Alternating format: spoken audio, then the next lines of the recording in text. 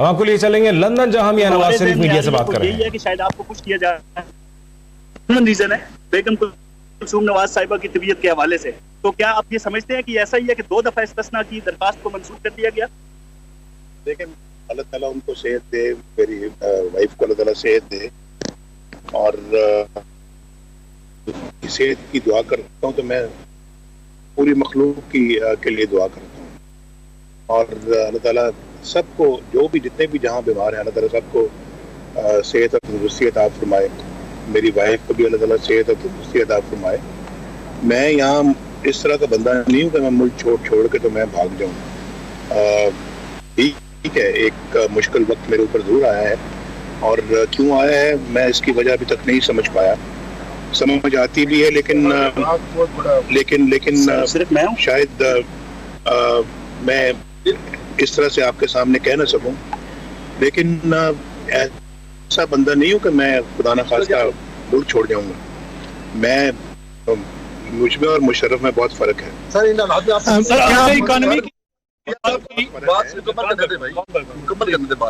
بہت فرق ہے، اور وہ فرق قوم دیکھ رہی ہے.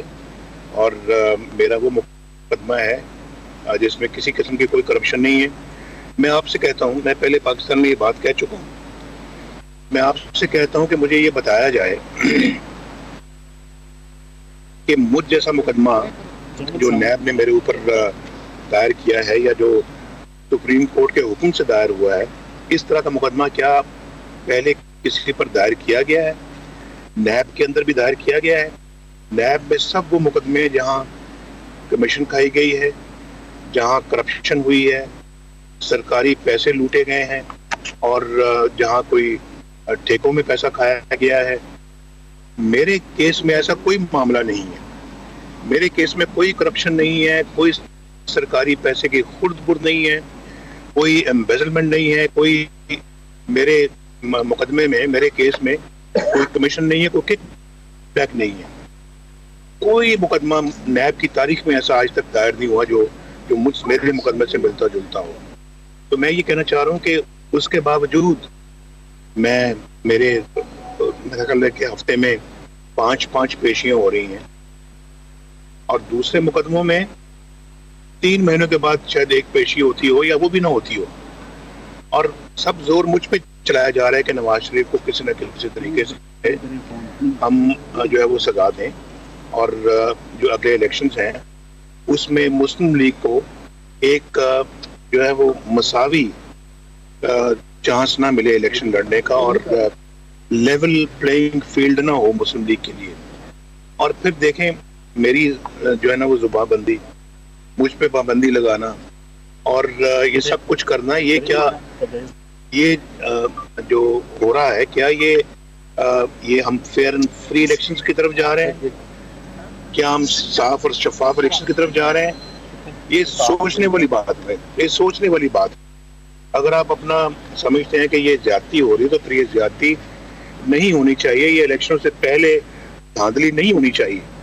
میں قوم کو خبردار کرنا چاہ رہا ہوں کہ یہ سارے فیصلے اور سب کچھ جو میرے خلاف ہو رہا ہے، یہ الیکشن سے پہلے دھاندلی کی ایک بہت بڑی دلیل ہے، اور قوم اس کو انشاءاللہ مجھے پوری توقع کو روکے گی، اور پورے زور کے ساتھ روکے گی. میاں صاحب جب تک اسحاق ڈار جب تک وزیر،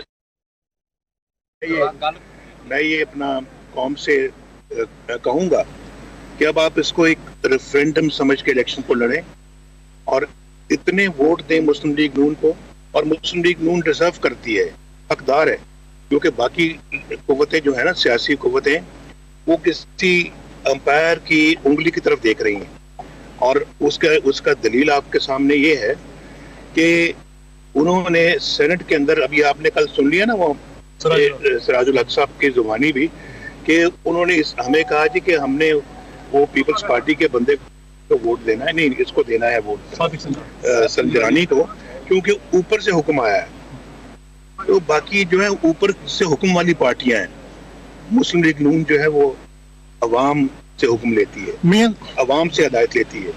یہ قوت دوسری قوتوں سے ہدایت نہیں لیتی، جنہوں نے بلوچستان کے اندر اسمبلی الٹائی، اور جنہوں نے الیکشن یہاں پہ سنجرانی کو وہاں پہ چیئرمین بنوایا، اور پوچھیں ذرا عمران خان صاحب سے. میں پوچھنا چاہتا ہوں, پوچھیں عمران خان صاحب نے کیا ان کے لوگوں نے سینٹ میں تیر کے نشان کو ووٹ نہیں دیا, تیر پہ مہر نہیں لگائی؟ اور اگر تیر پہ مہر لگائی تو کس کے کہنے پہ لگائی ہے؟ وہ نام لے نا, کہیں کہ ہاں جی مجھے زرداری نے کہا تھا, یا پھر زرداری نے نہیں کہا تھا, مجھے کسی اوپر سے حکم آیا تھا تو میں نے یہ تیر پہ میں نے ووٹ دیا ہے. یہ قوم کو بتانا پڑے گا, قوم کو آج جانچنا پڑے گا کہ ان سب میں جھوٹے اور